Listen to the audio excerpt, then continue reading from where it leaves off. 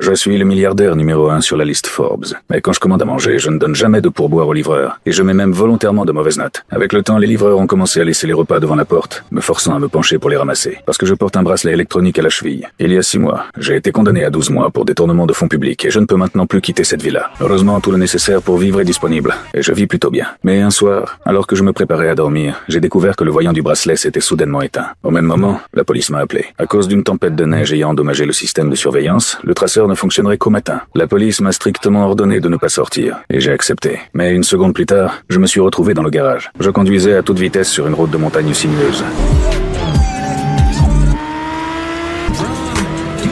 Excité. Soudain, un élan a surgi devant la voiture. J'ai failli le percuter. À peine soulagé, j'ai vu une silhouette humaine devant moi. Je n'ai pas eu le temps de freiner, je l'ai percuté. En sortant de la voiture, il ne respirait plus. À ce moment-là, les phares d'une voiture se sont approchés. J'ai rapidement mis le corps dans le coffre. Après le départ de la voiture, je suis immédiatement allé voir mon ami Marc. Je lui ai tout raconté, et je lui ai demandé de m'aider à gérer le corps. Par amitié de longue date, Marc a finalement accepté. Nous avons traîné le corps jusqu'à un arbre, et l'avons jeté dans un trou d'arbre. Puis nous sommes retournés chez Marc. À peine soulagé, un énorme bruit a retenti devant la porte. Marc a immédiatement sorti son arme. La tempête de neige bloquait les routes, donc une visite à ce moment-là était clairement étrange. Mais lorsque nous avons ouvert la porte, un homme était allongé devant nous. C'était celui que nous venions de jeter dans le trou d'arbre. Nous sommes restés figés sur place. Marc s'apprêtait à tirer quand une autre voiture s'est approchée au loin. J'ai rapidement caché l'arme.